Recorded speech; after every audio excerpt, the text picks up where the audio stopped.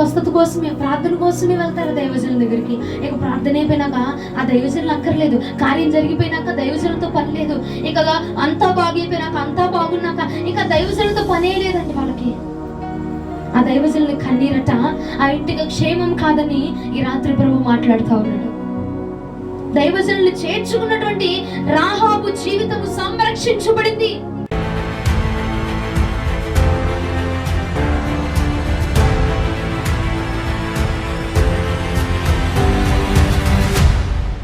వాక్యంలోనికి వెళ్దాము. యెహోషువ గ్రంథం 2వ అధ్యాయము. యెహోషువ గ్రంథము 2వ అధ్యాయము 1 నుంచి 6 వచనాలు ధ్యానం చేద్దాం. నూను కుమారుడైన యెహోషువ వేగులవారైన 2 మనుషులను పిలిపించి, మీరు పోయి ఆ దేశంను ముఖ్యంగా ఎరుకోను చూడని వారితో చెప్పి షిత్తీము నొద్ద నుండి వారిని రహస్యంగా పంపెను. వారు వెళ్లి రహాబను ఒక వేశ్య ఇంట చేరి అక్కడ దిగగా, దేశమును వేగు చూచుటకు ఇశ్రాయేలు వద్ద నుండి మనుషులు రాత్రి వేళ ఇక్కడికి వచ్చిరని ఎరుకో రాజునకు వర్తమానం వచ్చెను. అతని యుద్ధకు వచ్చి ఈ ఇంట చేరిన మనుషులను వెలుపలికి తీసుకుని రమ్ము, వారు ఈ దేశమంతటిని వేగు చూచుటకై వచ్చిరని చెప్పుటకు రహాబు వద్దకు మనుషులను పంపగా, ఆ స్త్రీ ఆ 2 మనుషులను తోడుకొని వారిని దాచిపెట్టి, మనుషులను ఆ యుద్ధకు వచ్చిన మాట నిజమే, వారు ఎక్కడి నుండి వచ్చిరో నేను ఎరుగను, చీకటి పడుచుండగా గమని వేయబడి వేళ్లను ఆ మనుషులు వెలుపలికి వెళ్ళిరి, వారు ఎక్కడికి పోయిరో నేను ఎరుగను, మీరు వారిని శీఘ్రముగా తరిమితురా పట్టుకొందురు అని చెప్పి తన మిద్ది మీదకి ఆ 2 ఎక్కించి దాని మీద రాసి వేసి ఉన్న జనప కట్టలో వారిని దాచిపెట్టెను. దేవునికి స్తోత్రం కలుగును గాక.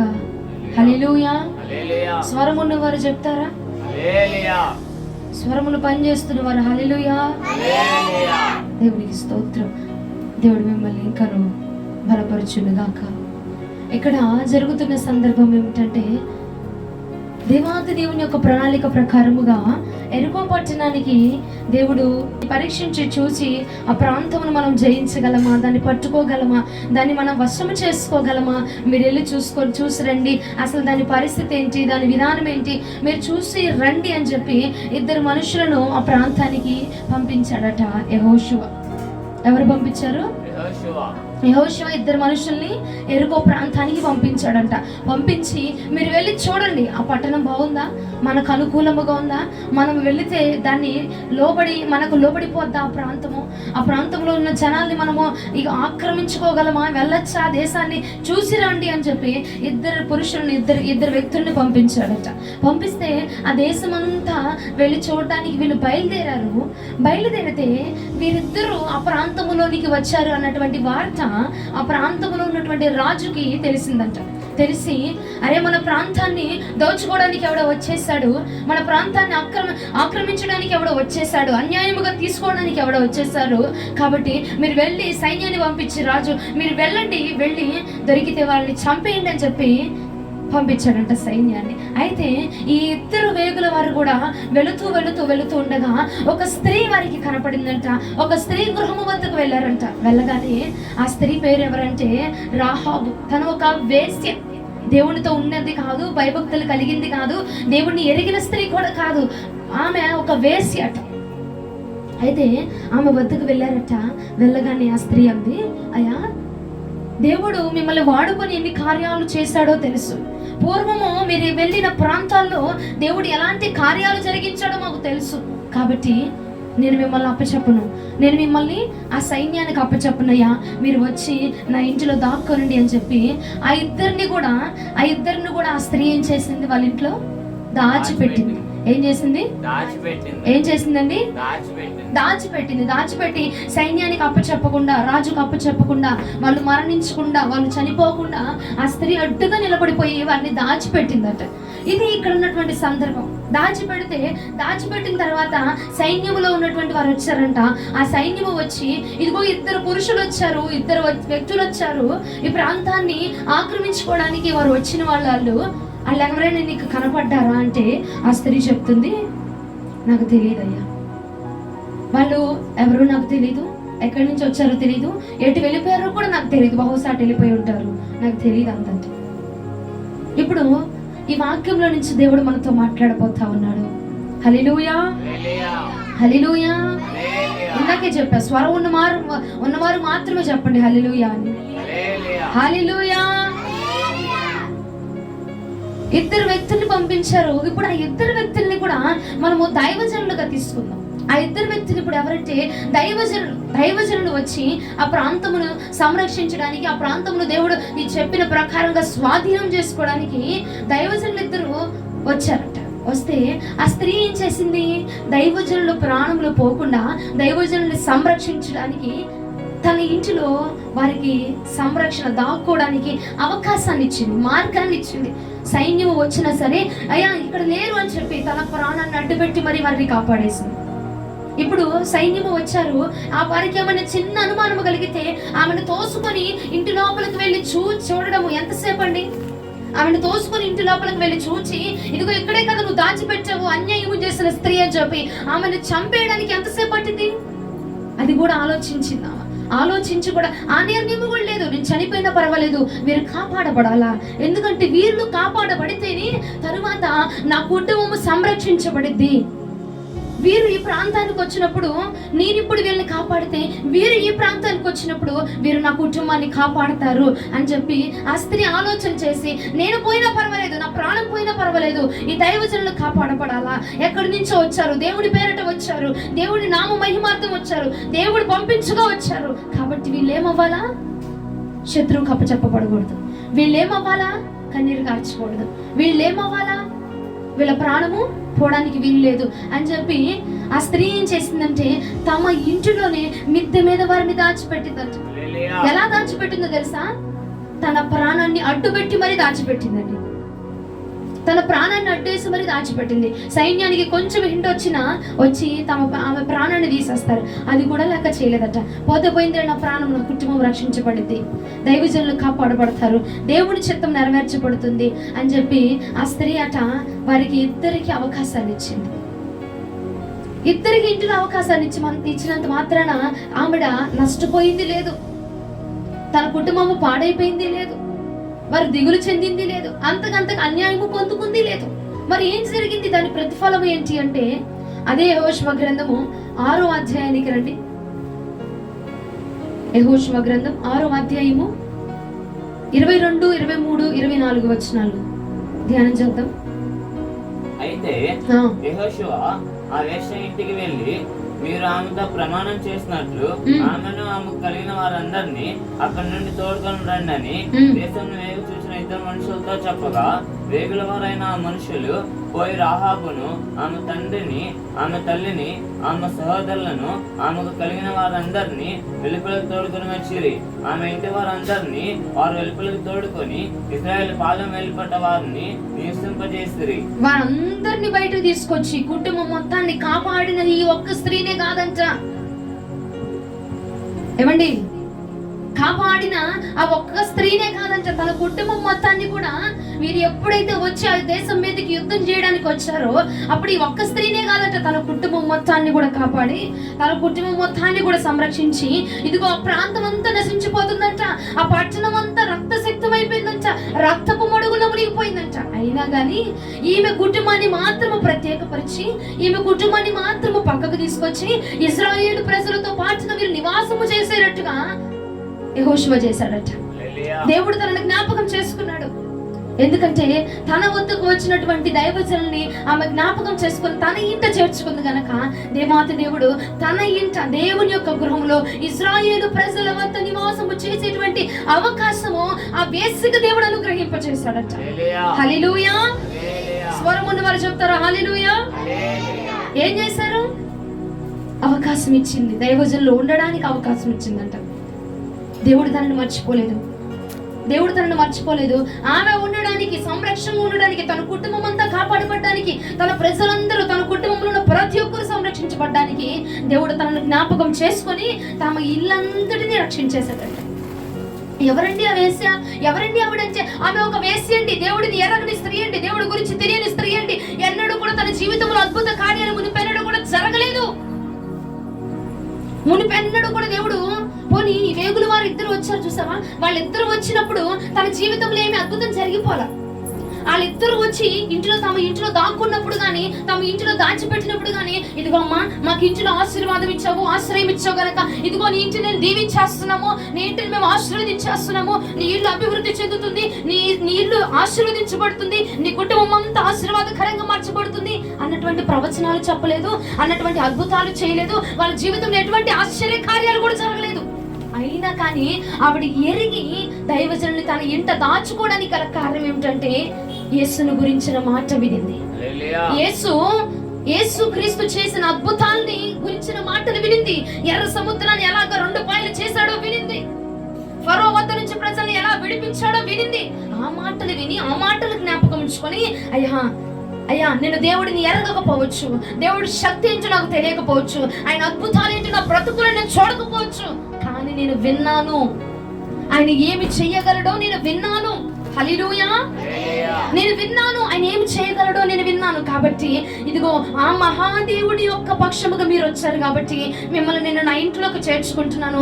ఏమైపోయినా పర్వాలేదు, మీరు నా గృహంలోనికి రండి అని చెప్పి దైవజనులకి వారు దాగి ఉండడానికి, వారు ప్రాణాలు కాపాడబడడానికి, ఆ ఇద్దరు వేగుల వారు దాగుకొని ఉండడానికి ఆమె అవకాశాన్ని ఇచ్చిందట. దేవుడు విడిచిపెట్టలేదండి, దేవుడు విడిచిపెట్టల. మరలా తనని జ్ఞాపకం చేసుకున్నాడట, తన కుటుంబం మొత్తాన్ని జ్ఞాపకం చేసుకున్నాడట. ఒక అద్భుతాలు చూడని స్త్రీ, దేవుడిని ఎరగని స్త్రీయే వేశ్య. తనకు ఇంతకు ముందు తన జీవితం అంతా, తన గృహం అంతా ఒక పాపము జీవితం, ఒక పాపము బ్రతుకండి. ఆ కుటుంబంలో పనిచేసి అన్ని బూతులే, ఆ గృహంలో పనిచేసేది అన్ని వంకర మాటలే, ఆ గృహంలో పనిచేసేదంతా అబద్ధమే, ఆ గృహంలో పనిచేసేదంతా పాపమే. ఏనాడైతే వేగుల వారు దాగుకుని ఉండడానికి, సంరక్షణ పొందడానికి ఆమె అవకాశం ఇచ్చింది తన గృహంలో, ఆనాటి నుంచి తన గృహము మారిపోయిందటండి. ఆనాటి నుంచి తన గృహము పరిస్థితి మారిపోయిందట. ఎప్పుడైతే ఇప్పుడు దాకా వేశ్య జీవితము, వేశ్య బ్రతుకు, కానీ ఏనాడైతే వేగుల వారికి ఉండడానికి అవకాశం ఇచ్చిందో, దైవజనుని చేర్చుకుందో తన ఇంట, ఆనాటి నుంచి అది ఒక సంరక్షించబడిన గృహముగా మార్చబడిపోయిందంట. ఆ గృహం ఒక అద్భుతమైన గృహముగా మార్చబడిపోయిందంట. ఆ ప్రాంతం అంతటా ఈమె గృహము మాత్రమే వెలిగించబడుతుందంట. ఆ ప్రాంతము మొత్తంలో ఈ కుటుంబం మాత్రమే అభిషేకించబడుతుంది, ఈ కుటుంబం మాత్రమే వెలుగు కనబడుతుందంట. ఏంటయ్యా ఈ ప్రాంతము మొత్తంలో ఈ ఒక్క గృహము మీద వెలుగు కనబడుతుంది ఏంటి అని చెప్పి అడిగితే, ఆ ప్రాంతం అండి దైవజనులు చేర్చుకున్న కుటుంబం అండి, ఆ ప్రాంతం అండి దేవుడిని చేర్చుకున్న కుటుంబం అండి, ఆ యొక్క గృహం అండి దేవుడిని ఎన్నో ఎరిగిన కుటుంబం అండి, దేవుడిని నమ్ముకున్న కుటుంబం అండి, దైవజనుని ఏర్పాటు చేసుకున్న కుటుంబం అండి, దైవజనుని ప్రేమించిన కుటుంబం అండి, దైవజనుని సంతోషపరిచే కుటుంబం అండి. అందుకే ఆ కుటుంబం మీద దేవుని యొక్క వెలుగు ప్రకాశించబడుతుందండి. హల్లెలూయా. అందుకే దేవుని యొక్క వెలుగు ఆ కుటుంబం మీద ప్రకాశించబడుతుంది. కాబట్టి ఏ రోగము ఆ ఇంటిని ఏలుబడి చేయలేదు, ఏ శాపం ఆ ఇంటిని ఏలుబడి చేయలేదు, ఏ దురాత్మల ఇంటిని ఏలుబడి చేయలేదు, ఇదిగో ఏ మరణం ఆ ఇంటిని ఏలుబడి చేయలేదు. అదేంటి, ఇంతకు ముందు అది ఒక వేశ్య కదా, ఇంతకు ముందు ఆ యొక్క గృహం ఒక పాపపు గృహము కదా. ఇంతకు ముందు పాపపు గృహమేనండి, ఇంతకు ముందు పాపమే వచ్చిందండి, ఇంతకు ముందు బూతు మాటలే వచ్చినాయండి, ఇంతకు ముందు అసభ్యకరమైన మాటలే వచ్చినాయి. కానీ ఏనాడైతే వేగుల వారికి వచ్చి ఇదిగో దాగుకోవడానికి ఆశ్రయం ఇచ్చిందో, అప్పటి నుంచి ఆమె మీద దేవుని కనుదృష్టి పడిపోయిందండి, దేవుని కనుదృష్టి పడిపోయింది. ఆ వేశ్య గృహం ఇప్పుడు గొప్ప సంరక్షించబడిన రక్షణ కలిగిన కుటుంబంగా మారిపోయిందండి. అదిగో ఆ పాపపు కుటుంబం ఇప్పుడు ఎలా మారిందండి, గొప్పగా సంరక్షించబడిన, కాపుదలలో ఉంచబడిన. ఇదిగో ఇన్ని రోజులు ఆ గృహములు అన్ని అబద్ధాలే వినపడాయండి, ఈ గృహములో అన్ని కూడా దురాత్మ సంబంధమైన మాటలే వినపడాయి, అన్ని కూడా లోకానుసారమైన మాటలే వినపడాయి. కానీ ఎప్పుడైతే దైవజనుడిని ఆ ఇంట చేర్చుకున్నారో, అప్పటి నుంచి యెహోషువ గ్రంథం 6వ అధ్యాయంలో మనం చదివితే అక్కడట అప్పటి నుంచి వాళ్ళ ఇల్లు గృహము మారిపోయిందంట. అప్పటి నుంచి వాళ్ళు అక్కడికి వెళ్ళారట. ఇశ్రాయేలు ప్రజల్ని దేవుడు ఎక్కడైతే కాపలా కాస్తున్నాడో చూడు, అక్కడికి వెళ్ళిపోయిందంట ఈ స్త్రీ. కుటుంబంతో కలిసి వారితో పాటుగా నివాసం చేస్తుందంట. ఇన్ని రోజులు బూతు మాటలు వింటున్న స్త్రీ ఈ రోజు ఇశ్రాయేలు ప్రజలతో కలిసి స్తుతిగానాలు వింటుంది. హల్లెలూయా. ఇన్ని రోజులు పాపపు మాటలు మాట్లాడినటువంటి కుటుంబము ఈ రోజు నా స్తుతి నైవేద్యాలు అందిస్తుంది, ప్రభువుని ఆర్భాటముగా కనపరుస్తుంది, ఇశ్రాయేలు ప్రజలతో కలిసి పాలు తేనెలు ప్రవహించు దేశానికి నడవగలుగుతుంది. కారణం ఏంటండి, దైవజనులను ఇంట చేర్చుకుని వారిని సంరక్షించింది కాబట్టి తన కుటుంబం ఈనాడు సంరక్షించబడుతుందండి. ఏ తెగులు తన కుటారం మీద సమీపించకుండా ఆ ప్రాంతం అంతా రక్తపు మడుగుల్లో ఉండిపోయింది, కానీ ఈమె మాత్రమే సజీవ లెక్కలో ఉంచబడింది. కొంచెం బిగ్గరగా చెప్పట్లు. ఎందుకు? కారణం ఏంటంటే దైవజనులను చేర్చు గృహము సంరక్షించబడుచున్నది. హల్లెలూయా. స్వరం ఉన్నవారు చెప్తారా? నేసుంగున్న వారు చెప్తారా? బిగ్గరగా హల్లెలూయా. దైవజనుని చేర్చుకున్నటువంటి గృహము సంరక్షించబడుతుందట. ఆమె చేసుకుంది, ప్రాణానికి అడ్డుపెట్టి మరి చేసుకుంది, ప్రాణాలు అడ్డుపెట్టి మరి దైవజనుల్ని కాపాడింది. దైవజనుల మీదకి ఆయుధాలు తిరిగి వస్తుంటే, దైవజనుల మీదకి మనుషులు తిరిగి వస్తుంటే, దైవజనుల మీదకి బాణాలు తిరిగి వస్తుంటే, దైవజనుల మీదకి అక్కర్లేని మాటలని పలుకుతుంటే, నీ దైవజనుల గురించి నీకు తెలిసినా నువ్వు మౌనం గుంటున్నావు. చూడు, ఆ స్త్రీకి వారిద్దరి గురించి తెలియదు. ఆ స్త్రీ ఆ ఇద్దరిని ఇంతకు ముందు ఎన్నడూ చూడలేదు. ఆ స్త్రీ ఆ ఇద్దరితో ఇంతకు ముందు ఎన్నడూ మాట్లాడలేదు. కానీ వారిని ఏం చేసిందంట? ఏం చేసింది? ఏం చేసింది? ఏం చేసిందండి? ఎలా కాపాడింది? ఎలా కాపాడింది? ఎలా కాపాడింది? ఎక్కడికి తీసుకెళ్ళింది వారిని? ఆ మిద్దె ఎక్కడుంది? వాళ్ళ ఇంట్లోనేనా, పక్కింట్లోనా? వాళ్ళ ఇంట్లోనేనా? నవ్వుతున్నారు ఎందుకండి? నేను సీరియస్ గానే అడుగుతున్నా. వాళ్ళ ఇంట్లోనా, పక్కింట్లోనా? తన ఇంటిలో దైవజనులకి స్థానాన్ని ఇచ్చింది దేవుడు. తన యొక్క రాజ్యములో దేవుడు ఇజ్రాయేలు ప్రజలకు ఇవ్వబోతున్న దేశంలో ఆమె కుటుంబానికి దేవుడు స్థానాన్ని ఇచ్చాడు. ప్రసంగమా, దైవజనులు చేర్చుకోవాలంటే కష్టమైపోతుంది. దైవజనుల మాట వినాలంటే కష్టమైపోతుంది. దైవజనులకు సపోర్ట్గా ఉండాలంటే కష్టమైపోతుంది. దైవజనులు చెప్పింది చెప్పినట్టుగా చేయాలంటే కష్టమైపోతుంది. ఆమె ఎన్నడూ మునిపెన్నడూ ఎరగలేదు వారిని, చూడలేదు వారిని, అయినా వారికి సపోర్ట్గా నిలబడింది. తన ప్రాణాన్ని అడ్డువేసి మరి నిలబడిందట. ఈ రాత్రి నీకు అటువంటి మనస్సు ఉంటే గనక, నీ కుటుంబం సంరక్షించబడబోతున్నది. హల్లెలూయా. ఏమండి, అటువంటి ఆశీర్వాదం కూడా వద్దా మీకు? గొడవలకైతే వెళ్ళిపోతారా? సంరక్షించబడుతుందంటే ఆమె నన్ను గట్టిగా చెప్పాలండి. వద్దా సంరక్షణ? దేవుడు కాపాడొద్దా మీ కుటుంబాలని? కాపాడొద్దా? వద్దండి. కాపుదల వద్దా? దేవుడు కాపుదల వద్దా? అవసరం లేదా? మనుషులు కాపుదల కావాలా? నా ఉద్యోగాలు, నా పనులు, నా తిండి, ఇంక నా వ్యాపారం ఇయ్యని ఇంకా దేవుడు కాపుదల అక్కర్లేదా మీకు? వాక్యాన్ని ఇక్కడ వినండి. పిల్లల్ని వదిలిపెట్టండి. మీ పిల్లలు మీతోనే ఉంటారు. వాక్యాన్ని వినడానికి వచ్చాం మనం. ఈ రోజు ఇక్కడి నుంచి ఏదైనా తెలుసుకొని పట్టుకొని వెళ్ళాలి. విన్నామా, వదిలేసామా, అయిపోయిందా, ప్రార్థన చేశారా, వెళ్ళిపోయారా? ఎంతకాలం అట్లా ఉంటారండి? ఎంతకాలం అట్లా ఉంటారు? దేవుడు మరలా అవకాశం ఇస్తాడో ఇవ్వడో నాకు తెలుసు. ఇక్కడ ఇలాగనా ఈ అవకాశాన్ని వాడుకుందాం. వేశ్య, రాహాబు అనే వేశ్య దైవజనుని ఇంట చేర్చుకుంది, సంరక్షించబడింది. దైవజనుని సంరక్షించింది. దేవుడు తన కుటుంబాన్ని సంరక్షించాడు. నువ్వు దైవజనులకు పెట్టింది తిరిగి తీసుకొచ్చి రెండింతలుగా దేవుడు నీకు తీసుకొచ్చి పెట్టేవాడు. ఆయన రెండింతలుగా తిరిగి తీసుకొస్తాడు. ఆమె ఒక్క పూట మాత్రమే, ఒక్క రాత్రి మాత్రమే వారిని కాపాడింది. కానీ దేవుడు ఏం చేశాడో తెలుసా? తన జీవిత కాలం అంతా కూడా తనని, తన కుటుంబాన్ని సంరక్షించాడు. పాలు తేనెలు ప్రవహించే దేశానికి తీసుకెళ్లాడంట. అప్పుడు దాకా మోసపూరితమైన జనాల మధ్య బతికింది. కానీ ఇప్పటి నుంచి ఇజ్రాయేలు ప్రజల మధ్య బతుకుతుంది. ఇజ్రాయేలు ప్రజల్ని దేవుడు సంరక్షిస్తున్నాడు, గద్దిస్తున్నాడు, సరిచేస్తున్నాడు. స్తుతి నైవేద్యాలు చెప్పండి, స్తుతించండి, ఇలా చేయండి, ఇలా ప్రార్థన చేయండి అని చెప్పి నేర్పిస్తున్నటువంటి గుంపులోనికి దేవుడు చేర్చాడు ఆమెని. ఇన్ని రోజులు ప్రార్థన అంటే తెలియదు, దేవుడు అంటే తెలియదు, అభిషేకం అంటే తెలియదు. కానీ ఎప్పుడైతే ఇశ్రాయేలు ప్రజలలోనికి వారి వద్దకు చేర్చబడిందో, ఇక ప్రతిదినము కూడా స్తుతి నైవేద్యాలు వినపడుతున్నాయంట. ప్రతిదినము కూడా దేవుని ఘనపరచడమే జరుగుతుందంట. ప్రతిదినము ప్రభువుని ఆర్భాటించడమే జరుగుతుందంట. దేవునికి స్తోత్రం కలుగును గాక. హల్లెలూయా. అంతగా సంరక్షించబడింది తన కుటుంబము. ప్రసంగమా, దైవజనుని చేర్చుకున్నటువంటి గృహము ఆశీర్వదించబడుతుంది యేసునామములో. ఆశీర్వదించబడుతుంది యేసునామములో. దైవజనులు వస్తే ఏమనుకుంటారు, ఏం జరిగిపోద్దో, వాళ్ళు ఏమంటారు, వీళ్ళు ఏమంటారు అని మొహం ముడుచుకునే వాళ్ళ గురించి నేను చెప్పట్లేదు. కానీ దైవజనులను ఇంట చేర్చుకున్న వాడి యొక్క గృహమట సంరక్షించబడబోతుంది యేసుక్రీస్తు నామం పేరిట. హల్లెలూయా. రాత్రి నీ గృహము సంరక్షించబడును గాక. అప్పుడు దాకా స్తుతి నైవేద్యాలు లేవు, దేవుని అద్భుత కార్యాలు లేవు. కానీ ఎప్పుడైతే వారిని చేర్చుకుందో, సంరక్షించిందో, ఇక ఆ తర్వాత నుంచి తన జీవితం అంతా మారిపోయింది, తన బ్రతుకంతా మారిపోయింది. ఇక సంరక్షణ దేవుని యొక్క కాపుదల, కను దృష్టి తన మీద, తన కుటుంబం మీద విపరీతముగా నాట్యమాడుతూ ఉన్నదట. దేవునికి మహిమ కలుగును గాక, దేవునికి మహిమ కలుగును గాక, దేవునికి మహిమ కలుగును గాక.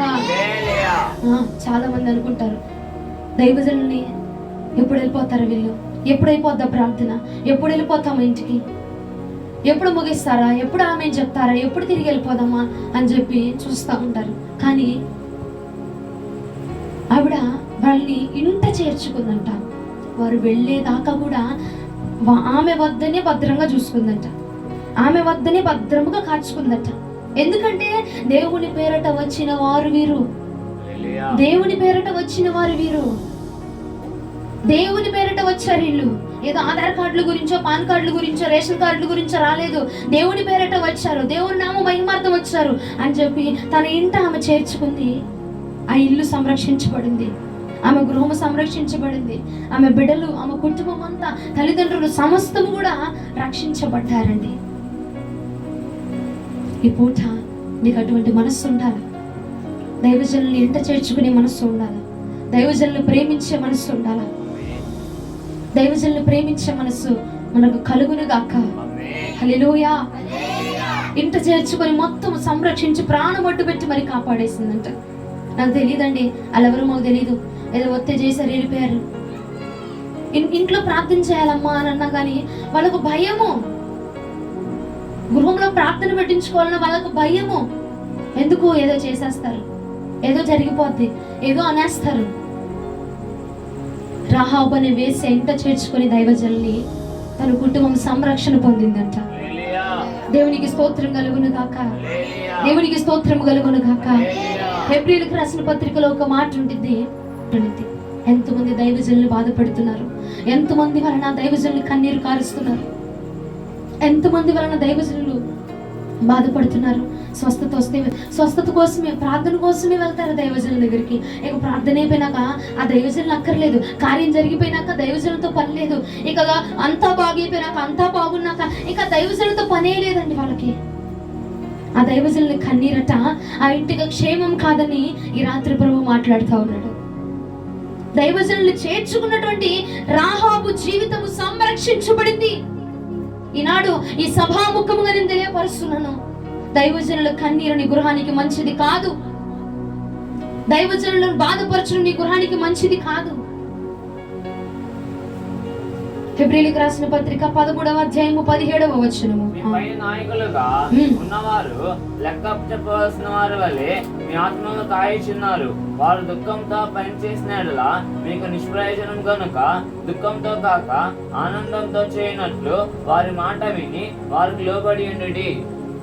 నేను చెప్పట్లేదు ఆ మాట, దేవుడే చెప్తున్నాడు అక్కడ. నేను చెప్పట్లేదు ఆ మాట. దైవజనులు అంటే ఒక విధి లేదు, దైవజనులు అంటే ఒక గౌరవం ఉండదు. దైవజనుడు అంటే నీకు దేవునికి మధ్యలో ప్రతినిధి అండి. దైవజనులు అంటే నీ గురించి దేవుడితో మాట్లాడి నీ దేవుడి గురించి నీకు బోధించేటువంటి ప్రతినిధి. నాకు తెలిసిన వాళ్ళేగా, నా చుట్టమేగా, నా బంధువేగా, నా ఇంటి అనుకోలేగా, నా పక్కనోళ్ళేగా, వాళ్ళెవరో తెలుసా? దేవునికి నీకు మధ్యవర్తుడు. వారంట నీ మీద లెక్కప్ప చెప్పాలంట. ప్రభా ఈవిడ ప్రార్థనా పరురాలయ్యా, ఈవిడ ఎటువంటి పాపం చేయలేదు ప్రభా, ఈమె ఎంతో నమ్మకంగా ఉంది ప్రభా, నీ సన్నిధానం ముందు పరిచర్యలో ఎంతో నమ్మకంగా ఉంది ప్రభా, ఈమె అర్హురాలు అన్నటువంటి నీ గురించిన లెక్క అప్ప చెప్పేవారు దైవజనులు. నా ఇంటి పక్కనోడేగా, నా చుట్టమేగా, నా పక్కమేగా, నాతో మాట్లాడే వాళ్ళేగా, నా గురించి తెలిసిన వాళ్ళేగా, నా బంధువులేగా, అలవాటైన వాళ్ళేగా కాదు. నీకు దేవునికి మధ్యలోటువంటి మధ్యవర్తులట వారు. వారి అట దుఃఖముతో పని చేస్తే నీకు నిష్ప్రయోజనం అంట. ఎంత ఉపయోగం లేదు, నువ్వెంత చెయ్యి ఉపయోగం లేదు, నువ్వెంత వారిని చూసుకో ఉపయోగం లేదు. ఎందుకంటే నువ్వు చేసిందంట దుఃఖముతో వారు తీసుకుంటున్నారు. అది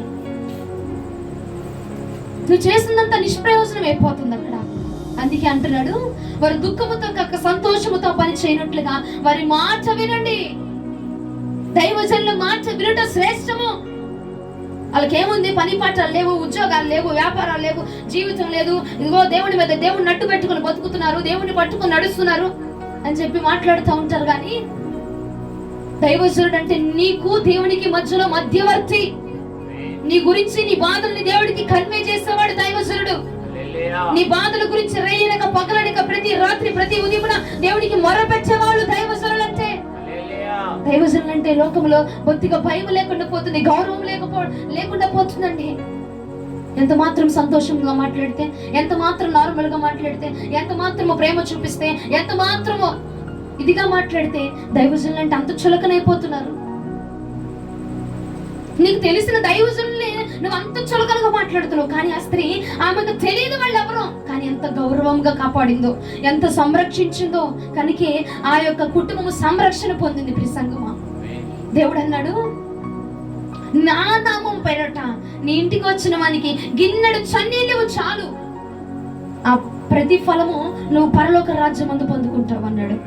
నువ్వు ఇంటికి వచ్చిన దైవజనుడిని బాధ పెట్టి నువ్వు బిర్యానీని పెడితే ఉపయోగం ఉండదండి. నువ్వు నీ ఇంటికి వచ్చిన దైవజనులకి నువ్వు చికెన్ బిర్యానీలు, మటన్ బిర్యానీలు పెట్టి వారిని బాధ పెట్టి నువ్వు పంపిస్తే ఉపయోగం ఉండదు. మీ ఇంటికి వచ్చిన దైవజనుడు సంరక్షణ పొందాలా, క్షేమాన్ని పొందాలా, మేలును పొందాలా. అప్పుడు వారు తిరిగి వెళ్ళేటప్పుడు సంతోషముగా నిన్ను దీవించి తిరిగి వెళ్తారంట.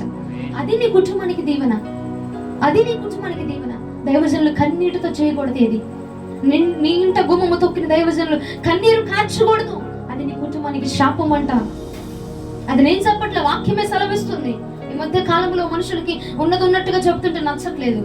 అందుకే బ్లెస్సీ గారు నచ్చరు చాలా మందికి. మొదట్లో నచ్చారండి, ఇప్పుడు నచ్చట్లేదు. ఎందుకంటే ఉన్నట్టుగా చెప్తున్నాం కదా, నచ్చరు. ఉన్నట్టుగా చెప్తే ఎవరికి నచ్చదండి నిజంగా. నువ్వు అదమ్మా, నువ్వు ఇదమ్మా, నువ్వు అందంగా ఉంటావమ్మా, నువ్వు సుందరంగా ఉంటావమ్మా అని వాళ్ళు వెనక ఎన్ని గోతులు తవ్వి ఎన్ని మాట్లాడినా నచ్చుతారు. నిజం మాట్లాడితే మనుషులకు నచ్చదు. వాక్యంలో ఉన్నట్టుగా మాట్లాడితే మనుషులకు నచ్చదు. ఇది కాబట్టి ఇంకోటి వెళ్ళండి, నాకు నష్టం లేదు కదా. నాకు నష్టం ఉందా? నాకు నష్టం లేదు. ఇక్కడ కాకపోతే ఎక్కడైనా దేవుడి మాటలు చెప్తా. మీరు తెలుసుకోవాల్సింది, ఎందుకంటే మీకు తెలియకుండానే దైవజనుల్ని బాధ పెట్టి ఉండొచ్చు, మీకు తెలియకుండానే బాధ పెట్టి ఉండొచ్చు, కన్నీరు కార్చి ఉండొచ్చు దైవజనులు. అది మీకు క్షేమం కాదు, మీ కుటుంబానికి క్షేమము కాదు. తెలిసి తెలిసి తెలిసి తెలిసి కూడా మీరు చేస్తున్నది చాలా తప్పు అండి, చాలా తప్పు. ఎందుకు చెప్తున్నానంటే 2వ రాజుల గ్రంథం 4వ అధ్యాయానికి రండి ఒకసారి. 2వ రాజుల గ్రంథం 4వ అధ్యాయము 8 నుండి 12 వచనాలు ధ్యానం చేద్దాము. ఒక దినమందు ఎలీషా షూనేము పట్టణముకు పోగా అచ్చట గన్నురాలైన ఒక స్త్రీ భోజనముకు రమ్మని అతన్ని బలవంతం చేశాను కనుక అతడు ఆ మార్గం వచ్చినప్పుడల్లా ఆమె ఎంత భోజనం చేయించి వచ్చాను.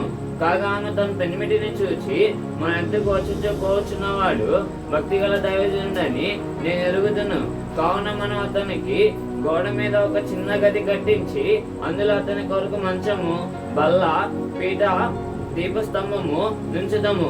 అతడు మన ఎద్దుకు వచ్చినప్పుడల్లా అందులో బస చేయవచ్చునని చెప్పాను.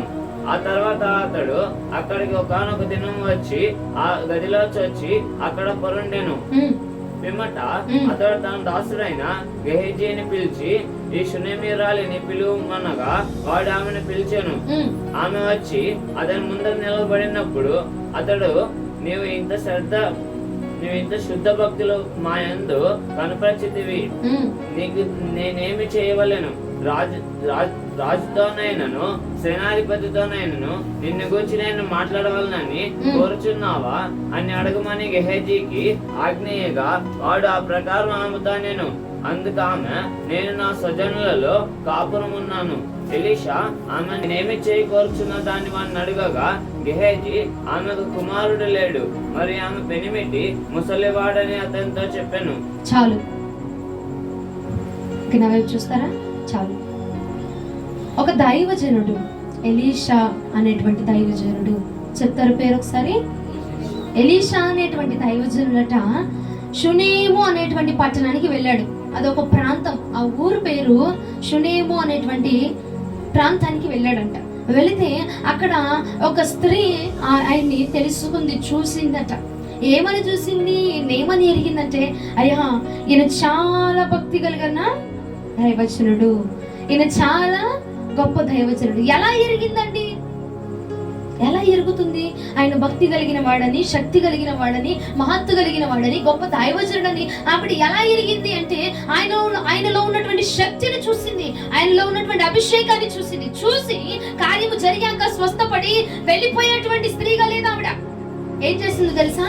ఆయన యొక్క గొప్పతనాన్ని చూసి, ఆయన శక్తిని చూసి, ఆయన చేస్తున్న అద్భుత కార్యాన్ని, మహత్ కార్యాన్ని, ప్రాంతంలో ఆయన చూపుతున్నటువంటి వాక్చాతుర్యాన్ని బట్టి ఆయన్ని గ్రహించి, అయ్యా ఈయన ఒక గొప్ప దైవజనుడు, భక్తి కలిగిన దైవజనుడు కాబట్టి ఏమండి మన ఇంటి మీద ఒక చిన్న గది ఈయన వరకు కట్టిద్దాము అని తన భర్తతో మాట్లాడుతుందంట.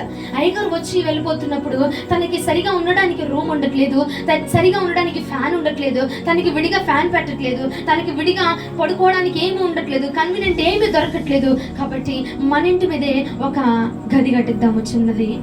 ఆయన వచ్చిన ప్రతిసారి కూడా అక్కడ పడుకొని సేద తీర్చుకొని ఉంటాడు. ఉండి ఆయన సేద తీరి వెళ్ళిపోతారు. అది ఎంతో మనకు క్షేమము. దైవజనులు ఎంతసేపు మన ఇంట్లో ఉంటే అంత మనకు క్షేమం కదండి. కాబట్టి మనము కడదాము అని చెప్పి తన యొక్క భర్తతో ఆ స్త్రీ చెప్తుంది.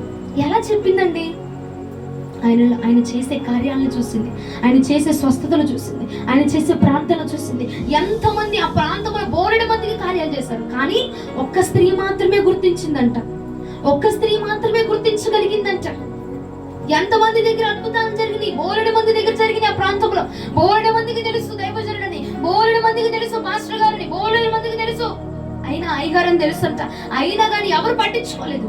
ఒక కుటుంబము ఒక స్త్రీ పట్టించుకొని ఇంటి మీద తనకి ఒక గృహాన్ని కట్టించింది, ఒక గదిని కట్టించి, అయ్యా మీరు పడుతున్న ఇబ్బంది మేము చూసాము, ఇదిగో ఇక్కడ ఉండండి అని చెప్పి ఆయనకి ఒక గదిని కట్టించిందంట. గది కట్టించినంత మాత్రాన తన ఆస్తి కరిగిపోలేదు, తన ఇల్లు కరిగిపోలేదు, తన ధనము కరిగిపోలా. ఏం జరిగిందో తెలుసా? చాలా ధనమున్న ఆవిడ, చాలా డబ్బు ఉంది ఆమె దగ్గర. కానీ ఆమె దగ్గర మాత్రం ఒకటి లోపం ఉంది. ఏంటి అంటే ఆమెకు పిల్లలు లేరు. ఇప్పుడు ఎంత ధనం ఉన్నా పిల్లలు లేకపోతే ఉపయోగం ఏముందండి? అంతేనా కాదా? ఎంత ధనము నువ్వు కూడగట్టు, ఎన్ని కోట్లు పెట్టు, పిల్లలు ఉండాలి కదా. పిల్లలు ఉంటేనే చక్కగా కిలకిలలు, సంతోషములు, చాలా బాగుంటది. అలాగా ఆ స్త్రీ బాధపడుతుంది. ఆ బాధను పక్కన పెట్టేసింది, దైవజనుని ఇంట చేర్చుకుంది, ఇంటిలో ఉంచుకొని అనుకుంటుంది ఇగో ఆయనకు కావాల్సిన అన్ని తెచ్చి పెడుతుందంట, ఏమి ఇష్టమో అది ఉండి పెడుతుందంట, ఏం కావాలో ఎన్ని దగ్గరుండి మరి చూసుకుంటుందంట. ఎందుకమ్మా నా ఇంత శ్రద్ధ చూపిస్తున్నావు? ఏంటి తల్లి ఇంత గొప్ప అంటే, ఇంత గొప్ప భక్తి కలిగిన స్త్రీవి నువ్వు, ఇంత గొప్ప అద్భుతముగా నన్ను ఇంతగా నువ్వు చూసుకుంటున్నావు, ఏం కావాలి నా నుంచి, నువ్వేం ఆశిస్తున్నావు అంటే ఆవిడ ఏం చెప్పలేదు. పక్కన ఉన్నటువంటి శిష్యుడు అంటున్నాడు, అయ్యా ఆమెకు పిల్లలు లేరయ్యా అని అంటే దైవజనుడు ఏం చేశాడు తెలుసా? ప్రవచించాడు. ఇంతగా నువ్వు నీ గృహంలో చేర్చుకొని సంతోషింప చేస్తున్నావు గనక నువ్వు కూడా సంతోషింపబడాలి, నీవు కూడా సంతోషించాలి. ఇదిగో మరలా వచ్చే సంవత్సరానికి, ఇదే మాసానికి, ఇదే టయానికి నీ ఒడిలో చక్కటి పండంటి బిడ్డ ఉంటాడు అని నేను ప్రవచిస్తున్నాను, ఇది జరిగిద్ది అని చెప్పి ఎలీషా గారు ఆ కుమార్తెను బట్టి ప్రవచించి వెళ్ళిపోయాడంట. మరలా తిరిగి ఏడాదికి తిరిగి వచ్చినప్పటికీ ఆమె ఒడిలో చక్కటి కుమారుడు ఉంచబడ్డాడండి. దేవునికి స్తోత్రం కలుగును గాక. హల్లెలూయా. అర్థమవుతుంటే హల్లెలూయా చెప్పండి. మరి ఎందుకు హల్లెలూయా చెప్పట్లా, మౌనంగా ఉంటున్నారు? అర్థం కావట్లేదేమో అనుకుంటున్నా నేను, మీరు స్పందించకపోతే. ఏం జరిగింది? దైవజనుల్ని ఇంట చేర్చుకుంది. తనకు పోయింది నష్టమేమి లేదు, కలిగిన నష్టమేమి లేదు. ఎప్పుడు వెళ్ళిపోతారా అని ఎదురు చూడాల. ఎంతసేపు ఉంటే నా ఇంట్లో అంత క్షేమం అయ్యా, నాకు ఎంతగా సంతోషిస్తే నా దైవజనుడు నా ఇంట్లో ఉండి అంతగా నా కుటుంబము సంతోషించబడింది, దేవుడు నా కుటుంబాన్ని అంతగా సంతోషింపచేస్తాడు అని చెప్పి ఆ స్త్రీ నమ్మింది.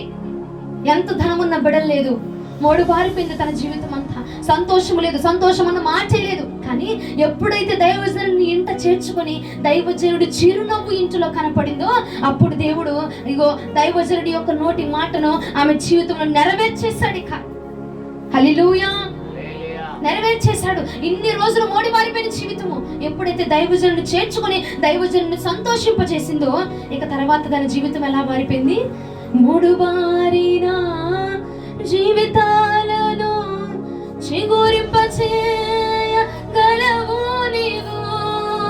చిగురింపజేసేసాడు తన జీవితాన్ని. దైవజనుడిని చేర్చుకున్నటువంటి స్త్రీ యొక్క జీవితము చిగురించబడిపోయింది. ఎన్నో కార్యాలు ఎన్నో ఎన్నో ఎన్నో తిరిగింది, ఎంతో దాముంది, ఎంతో తిరిగింది. అంటుంది, అయ్యా నా భర్త ముసలివాడైపోయాడయ్యా, ఇప్పుడు జరిగిద్దా? అబద్ధం ఆడద్దయ్య గారు నా దగ్గర, నేనేదో నన్ను సంతోషపరచాలని చెప్పొద్దయ్య గారు అని అంటే, ఇది నిజము, నీకు ప్రాప్తించునుగాక, నా దేవుడు నీకు అనుగ్రహించబోతున్నాడు అని చెప్పి ప్రవచించి వెళ్ళిపోయాడు దైవజనుడు. ఖచ్చితంగా దైవజనుడి నోటి మాట దేవుడు జరిగించాడు. ఎందుకు చెప్పనా? ఇన్నాళ్ళు జరగని కార్యం ఇప్పుడు ఎందుకు జరిగింది? దైవజనుడిని ఇంట చేర్చుకోవడమే కాదు, తనని సంతోషపరిచింది కాబట్టి దేవుడు ఈమెను తిరిగి సంతోషపరిచాడు. మొదటి స్త్రీ ఏం చేసింది? రాహాబు అనే వేశ్య దైవజనుడిని సంరక్షించింది. దేవుడు ఆమెని, ఆమె కుటుంబాన్ని సంరక్షించాడు. రెండో స్త్రీ ఏం చేసింది? షునేమీరాలు దైవజనుడిని సంతోషపరిచిందంట.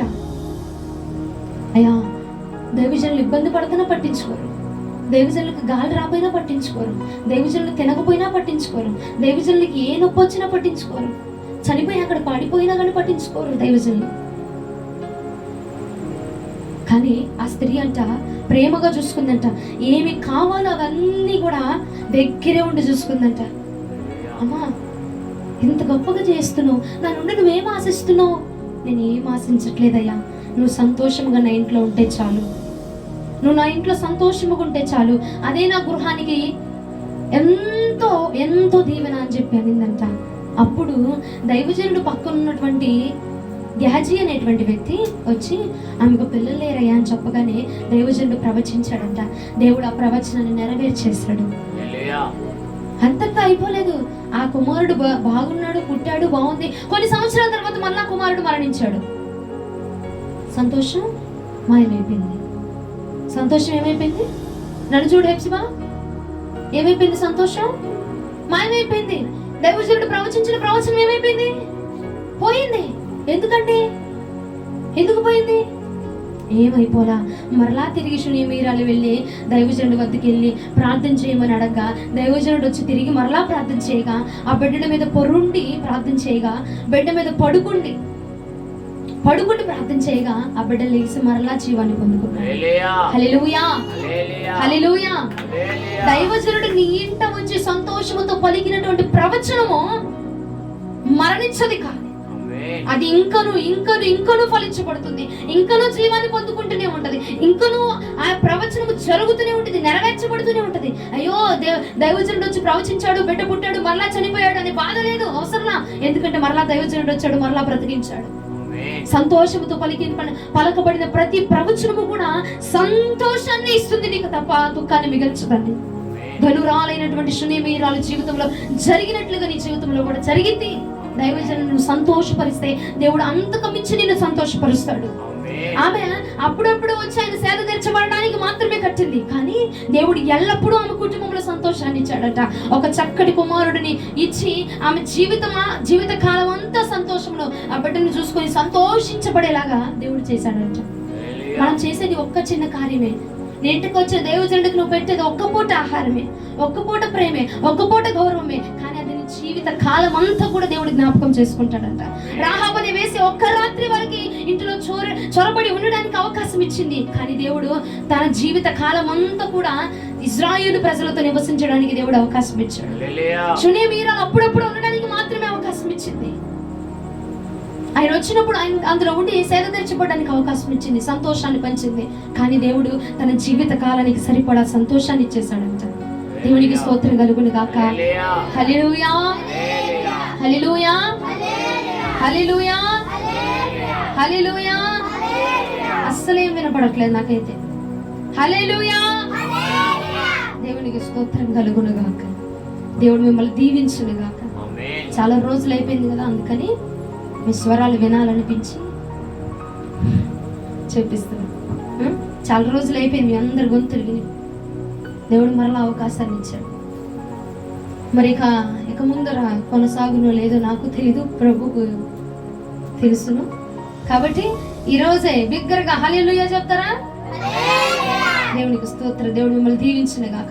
ఇంకొక మాట చూపిస్తా చూడండి. మొదటి రాజుల గ్రంథం 17వ అధ్యాయము. మొదటి రాజుల గ్రంథం 17వ అధ్యాయము 13 నుండి 15 వచనాలు. మొదటి రాజుల గ్రంథం 17వ అధ్యాయము 13 నుండి 15 వచనాలు ధ్యానం చేద్దాం. అప్పుడు ఏలియా ఆమెతో ఇట్లా, నేను భయపడవద్దు, పోయి నీవు చెప్పినట్లు చేయము. అయితే అందులో నాకు ఒక చిన్న అప్పము మొదట చేసి నా ఎద్దకు తీసుకొని రాము. తర్వాత నీకును నీ బిడ్డకును అప్పములు చేసుకొనుము. భూమి మీద యెహోవా వర్షం కురిపించే వరకు ఆ తొట్టిలో ఉన్న పిండి తక్కువ కాదు, గుడ్డెలో నూనె అయిపోదని ఇజ్రాయెల్ దేవుడు యెహోవా సెలవిచ్చిన్నాడు అనెను. అంతటా ఆమె వెళ్ళి ఏలియా చెప్పిన మాట చొప్పున చేయగా అతడును ఆమెయు ఆమె ఇంటి వారును అనేక దినములు భోజనం చేయించి వచ్చిరి. యెహోవా ఏలియా ద్వారా సెలవిచ్చిన ప్రకారం తొట్టిలో ఉన్న పిండి తక్కువ కాలేదు, గుడ్డిలో ఉన్న నూనె అయిపోలేదు. దేవునికి స్తోత్రం కలుగును గాక. ఏమైందంట, ఏలియా అనేటువంటి దైవజనుడు వెళ్తా వెళ్తా వెళ్తా ఉన్నాడంట, ప్రయాణం చేస్తున్నాడంట, ఆకలేసేస్తుందంట. ఆయన తీవ్రమైన ఆకలితో ఉన్నాడు. ఇంతలోపు ఒక విధవరాలు కనిపించింది. విధవరాలు కనిపిస్తే ఆమెను అడిగాడు, అమ్మా నాకు ఒక చిన్న అప్పం చేసి పెట్టు, నాకు ఆకలిగా ఉంది అని అంటే ఆవిడ అందంట, ఊరుకోయ్యే బాబు ఊరుకో, నా దగ్గరే కొంచెం పిండి ఉంది, ఏంటి నా బుడ్డిలో కొంచెం నూనె ఉంది, దాన్ని చేస్తే ఎన్నో తెలుసా, నాకోటి నా కొడుకు ఒకటి, ఈ రెండు తిని మేము ఈ పూట చచ్చిపోదాం అనుకుంటున్నాం, నువ్వు భలే ఉన్నావే, భలే చమత్కారంగా అడుగుతున్నావు మా దగ్గరకు వచ్చి, మరి మా దగ్గర ఏమి లేదు అందంట. అయితే దైవజనుడు అన్నాడంట, అమ్మా మొదట నాకు ఒకటి చేసి ఇవ్వు, తర్వాత నీకు నీ బిడ్డకు చేసుకొని మీరు తినండి. మీరు తిన్న తర్వాత నీ యొక్క తొట్టిలో ఉన్న పిండి తరిగిపోదు, నీ పుట్టిలో ఉన్నటువంటి నూనె తరిగిపోదు, ఇంకా నువ్వు తీస్తూనే ఉంటావు, అవి వస్తూనే ఉంటాయి, నువ్వు తీస్తూనే ఉంటావు, నువ్వు చేస్తూనే ఉంటావు, ఇంకా అది ఇంకా ఇంకా వృద్ధి చెందుతూనే ఉంటదమ్మా అని చెప్పగానే ఆ స్త్రీ ఇంకా వారు మాట్లాడక ఏం చేసిందంట, ఆయనకి మొదట ఒకటి చేసి ఇచ్చిందంట, తర్వాత ఆమెకి తినిందంట, తన కొడుక్కి పెట్టిందంట, ఇంకా చేస్తూనే ఉందంట, ఇంకా పిండి వస్తూనే ఉందంట, చేస్తూనే ఉందంట, పిండి వస్తూనే ఉందంట, నూనె తరిగిపోవట్లేదంట, పిండి తరిగిపోవట్లేదంట. ఏలియా ద్వారా దేవుడు ప్రవచనాన్ని నెరవేర్చాడు. హల్లెలూయా. ఏం చేసిందామా, ఒక్కసారి ఒక్క చిన్న అప్పం ఇచ్చిందంతే. తిని ఈ వీళ్ళిద్దరు తిని చచ్చిపోదాం అనుకున్నారు, కానీ ఆ స్థలానికి దైవజనుడు దేవుడు పంపించి ఒక్క అప్పము దైవజనుడికి పెట్టింది. ఒక్కసారి దైవజనుడి యొక్క ఆకలిని తీర్చింది. కానీ దేవుడు తనని జ్ఞాపకం చేసుకుని జీవిత కాలము వరకు తను తింటూనే ఉంది, పుట్టిన నూనె తరిగిపోవట్లేదంట, తను తింటూనే ఉంది, పిండి తరిగిపోవట్లేదంట, తను తింటూనే ఉంది, ఇంకా ఇంకా ఇంకా వస్తూనే ఉందంట, తరిగిపోవట్లేదంట. దేవుడు జీవిత కాలం వరకు జ్ఞాపకం చేసుకుని తనని సంరక్షించాడు, పోషించాడు, ఇంకా తనని సమృద్ధి చేత నింపేశాడంట. దేవునికి స్తోత్రం కలుగును గాక. హల్లెలూయా, హల్లెలూయా. తరిగిపోలేదట పిండి, తరిగిపోలేదట నూనె. ఎందుకండి, దైవజనుడి కడుపును చూసింది, దైవజనుని ఆకలిని తీర్చింది. దేవుడు ఆ బిడ్డ ఆకలిని తీర్చాడు. జీవిత కాలం వరకు నువ్వు దేవునికి ఇచ్చేది కొంత అవ్వచ్చు, కానీ నా దేవుడు తిరిగి నీకు ఇచ్చేది శాశ్వత కాలము ఉండేది. మధ్యలో పోయేది ఇవ్వడండి, మధ్యలో పోగొట్టుకునే దాన్ని ఇవ్వడు, మధ్యలో ఆగిపోయిన దాన్ని ఇవ్వడు, మధ్యలో నీకు దుఃఖాన్ని మిగిల్చేదాన్ని ఇవ్వడు, శాశ్వత కాలము సంతోషము పరిచేదాన్ని ఇస్తాడు నా దేవుడు నీకు. దేవునికి స్తోత్రం కలుగును గాక. హల్లెలూయా, హల్లెలూయా. దైవజనుని యొక్క ఆకలిని తీర్చినటువంటి సారెపోతు విధవరాలి యొక్క ఆకలిని తీర్చిన దేవుడు నా దేవుడు. దైవజనుని చేర్చుకొని దైవజనుల ఆకలిని తీరుస్తున్న నీ కుటుంబాన్ని కూడా జీవిత కాలము వరకు పోషించేవాడు నా దేవుడు. హల్లెలూయా, హల్లెలూయా, హల్లెలూయా. ఆయన మోసం చేయలేదు, ఆయన మోసం చేయలేదు. రాహాబు అనే వేసే దొంగల్ని దాచిపెట్టలా, దైవజనులు దాచిపెట్టింది. షునేమీరాలు దొంగలకి ఆశ్రయం ఇవ్వలేదు, దైవజనులకి ఆశ్రయం ఇచ్చింది. సారెపోతు విధవరాలు ఎవరెవరికో కడుపు నింపలేదు, దైవజనుని కడుపు నింపింది. దేవుడు, నేను ఒక్క మాట చెప్తున్నా, దైవజనులకు నువ్వు ఇచ్చిన దానికి దేవుడు నూరంతులుగా తిరిగిస్తాడు. నీ ఇంటికి వచ్చిన దైవజనుని నువ్వు సంతోషంతో పంపించు, నీ ఇంటికి వచ్చిన దైవజనుని సంతోషముగా పంపించు. నీకున్న దాంట్లోనే సంతోషపరచు, నీకున్న దాంట్లోనే వారిని సంతోషపరచు. వాళ్ళని ఖాళీగా పంపించకూడదు, అది మన కుటుంబానికి శాపం అంట. వారు కన్నీరు కార్చడము, వారు బాధపడడము మన కుటుంబానికి మంచిది కాదు. నువ్వు చేసేది చేస్తా, ఇచ్చేది ఇస్తా, వారి వలన నీ కుటుంబము శపించబడ్డం దేవుని దృష్టికి అంగీకారం కాదు. అందుకే ఈ రాత్రి దేవుడు నీకు ఈ స్థలం ముందు చెప్తున్నాడు, రాహాబు అనే వేశ్య ఒక్క పూట సంరక్షణ ఇచ్చింది, జీవితకాలపు సంరక్షణ పొందుకుంది. షునేమీరాలు ఒక్క పూట సంతోషాన్ని ఇచ్చింది, జీవితకాలపు సంతోషాన్ని పొందుకుంది. సారెపతు విధవరాలు ఒక్క పూట ఆయన కడుపు నింపింది, దైవజనుడి కడుపు నింపింది, జీవితకాలపు పోషణ దొరికింది ఆమెకి. దేవుడు జీవితకాలం మర్చిపోడండి. నువ్వు దైవజనులకి చేసిన ఇంతైనా దేవుడు జీవితకాలం వరకు జ్ఞాపకం చేసుకుంటాడు. కనుక నీ ఇంటికి వచ్చిన దైవజనుల్ని నువ్వు సంతోషపరిచి పంపించు, సంతోషంతో తిరిగి పంపించు, కానీ వారిని దుఃఖముతో పంపించు. ఎందుకంటే అది నీకు నిష్ప్రయోజనం అట, ఉపయోగం లేదట. వారు దుఃఖపడితే నువ్వెంత చేసినా ఉపయోగం ఉండదంట, నువ్వెంత చేసినా ఉపయోగం ఉండదు. దైవజనుల గౌరవిద్దాం, అదే మనకు క్షేమం అండి. దైవజనుల చూద్దాము, అదే మన కుటుంబానికి క్షేమం అట. ఒక ప్రాంతానికి ఎలీషా గారు వెళ్తున్నారంట. వెళ్తుంటే ఆకతాయి మూక వెనకాల వచ్చి, ఇప్పుడు దైవజనులు సేవలు చేస్తుంటే, వాక్యాలు చెప్తుంటే ఆకతాయిగా యవన బిడ్డలు ఏం చేస్తారు, వెనక కౌంటర్లు మాట్లాడుతూ ఉంటారు. అలాగున ఎలీషా గారు వెళ్తా ఉన్నారంట, ఏదో ప్రాంతానికి పరిచర్కి వెళ్తా ఉంటే వెనక ఆకతాయి మూకలు లెగించట, బోడివాడా ఎక్కిరమ్ము అని చెప్పి కేకలు వేస్తానంట. బోడివాడా అని చెప్పి అయ్యగారిని ఎక్కిరిస్తా ఉన్నాడంట. ఎక్కిరిస్తా ఉంటే ఏం జరిగిందో తెలుసా? ఒకసారి నేను చూపించి ముగిస్తా చూడండి. 2వ రాజుల గ్రంథం 2వ అధ్యాయము 23, 24, 25 వచనాలు చదవండి. 2వ రాజుల గ్రంథం 2వ అధ్యాయము 23, 24, 25 వచనాలు. అక్కడ నుండి అతడు బేతేలునకు ఎక్కి వెళ్ళెను. అతడు త్రోవను పోవచుండగా బాలుర పట్టణంలో నుండి వచ్చి, బోడివాడా ఎక్కిపొమ్ము, బోడివాడా ఎక్కిపొమ్ము అని అతన్ని అపహాస్యం చేయగా, అతడు వెనుకకు తిరిగి వారిని చూచి యెహోవా నామమును బట్టి వారిని శపించెను. చాలు, యెహోవా నామమును బట్టి ఏం చేశాడంట? ఎందుకు శపించాడు? అవమానపరిచారు, ఆయన బాధ పెట్టారు కనుక ఏం చేశాడంటే వెనక్కి తిరిగి కడుపు నింపిన సారేపోతు విధవరాల్ని ఏలియా శపించాడా, ఆశీర్వదించాడు. షునేమీరాల్ని ఎలీషా శపించాడా, ఆశీర్వదించాడు. రాహాబ్ అనే వేశ్యని ఆ వేగుల వారు శపించారా, ఆశీర్వదించారు. నేను చెప్పుచున్నాను, అందుకే సంతోషముతో దైవజనులు వచ్చి నీ ఇంట ప్రవచనము పలికి సంతోషముతో ప్రార్థిస్తే ఆ ప్రార్థన నీకు దీవెనకరంగా ఉండిద్ది. అర్థమైందా? దైవజనులు వచ్చి కన్నీటితో ఎన్ని గంటలు ప్రార్థన చేసినా ఆ ప్రార్థన వ్యర్థం, శాపంగా మన మీద తిరిగి వచ్చింది. బోడివాడానికి కేకలు పెట్టి ఆయన అపహాస్యం చేశారంట. దుఃఖపడుతూ వెళ్ళి వెనక్కి తిరిగి చూసి యేసునామములో శపించాడంట. శపించగానే ఏమైందండి? చదవండి. అప్పుడు 2 ఆడ ఎలుగుబంట్లు అడవిలో నుండి వచ్చి వాళ్ళు 42 బాలులను చీల్చివేశాను. 42 అంట, 42 మంది ఆకతాయిలు, 42 మంది అపహాస్యం చేశారు. శపించిన వెంటనే కుటుంబాలకు శోకం మిగిలిందట.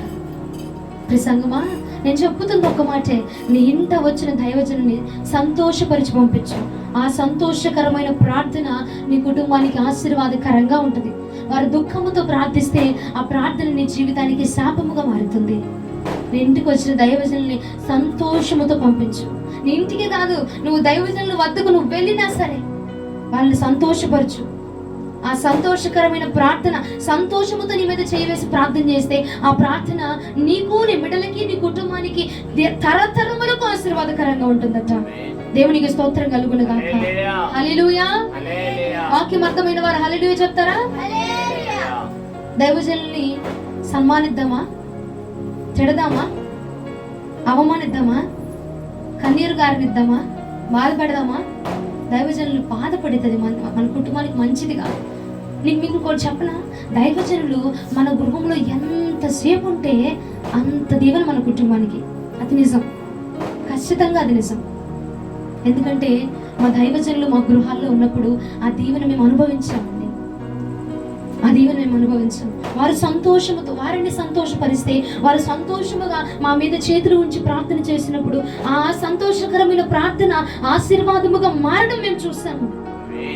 దైవజనుల కన్నీరు శాపముగా మారిద్దట. కనుక దైవజనులు బాధ పెట్టబాకండి, దైవజనులు దుఃఖించడం పాకండి. ఎంత నీకు తెలిసిన వాళ్ళైనా, ఎంత నీతో పరిచయం ఉన్నా, ఎంత నీతో ప్రేమగా ఉన్నా, దైవజనులు దైవజనులే, దైవజనులు దైవజనులే. దైవజనులు మోసం చేస్తే ఏమొచ్చిందండి నీకు? దైవజనుల దగ్గర అబద్ధం ఆడితే ఏమొచ్చిందండి నీకు? దైవజనులు మభ్య పరిస్థితి ఏమొచ్చిందండి మనకి? ఏమి రాదు. ఇవి మీకు తెలియదు కాబట్టి తెలుసుకోవాలి, అంతేనా? అంతేనా? తెలుసుకుంటే మనకే మంచిది. తెలుసుకోలేదనుకో ఇది ఎల్లకాలం మనము చేస్తూనే ఉంటాం, మనకు తెలియకుండా శాపం మన మీద పని చేస్తూనే ఉంటుంది. అయ్యో ఏం చేసాం ప్రభు, అంతా బాగానే ఉంది కదా, ఎందుకు ఈ శాపం అనుకుంటాం. ప్రతిదీ మనం తెలుసుకోవాలి, బైబిల్లో ఉన్న ప్రతిదీ తెలుసుకోవాలి, ప్రతి వాక్యాన్ని మనం తెలుసుకోవాలి, ప్రతి వచనాన్ని మనం తెలుసుకోవాలి, దేవుడు తెలియపరిచిన ప్రతి మాట మనం తెలుసుకోవాలి. మనం దైవజనుడిని సన్మానిస్తే, దైవజనుని గౌరవిస్తే మనము దేవుడిని సన్మానించినట్టు. ఎందుకంటే వారు వస్తుంది యెహోవా పేరిట వస్తున్నారు, కానీ నీ చుట్టమనో, నీ పక్కమనో, నువ్వు బంధువునో, నీ మీద అంత ప్రేమ చూపించట్లా. దైవజనుడు దేవుని పేరిట వస్తున్నారు కనుక వారిని నువ్వు చేర్చుకున్నావు, నీ ఇల్లు దీవించబడుతున్నది. హల్లెలూయా. ఈ వాక్యం ప్రభు దీవించును గాక. ఈ వాక్యం ప్రకారంగా నడిచే అభిషేకము మీ అందరికి దేవుడు కలిగించును గాక. దైవజనుని అక్రమముగా తిట్టే మనసు మీకు ఇచ్చును గాక. సైతానులారా, దైవజనులు ప్రేమించే మనసు మీకు ఇచ్చును గాక. దైవజనులు మనం సంతోషపడతాం, అప్పుడే మన కుటుంబాలు సంతోషంగా ఉంటాయి. దైవజనులు మనం ప్రేమిద్దాం, గౌరవిద్దాం, అప్పుడే మన కుటుంబాలు కూడా గౌరవముగా ఉంటాయండి. దేవునికి స్తోత్రం కలుగును గాక. నువ్వు ఏది విత్తితే దానికి మించిస్తాడు దేవుడు. దైవజనుడు కూడా, దైవజనుడు కడుపు నింపితే దైవజనుడు నీ గురించి రెండింతలుగా సంతోషంతో ప్రార్థన చేస్తాడండి, సంతోషంతో ప్రార్థన చేస్తాడు. అందుకే హెబ్రీయులకు రాసిన పత్రికలో అన్నారు, నీ పైన ఉన్నటువంటి నాయకులు నీ గురించి లెక్క అప్పచెప్పాలి, లెక్క అప్పచెప్పవలసిన వారే ఉన్నారు కనుక వారిని బాధపరచొద్దు. ఈ వాక్యాన్ని ప్రభు మన వెనుకల్లో దీవించును గాక. ఆమేన్. మోకరించండి.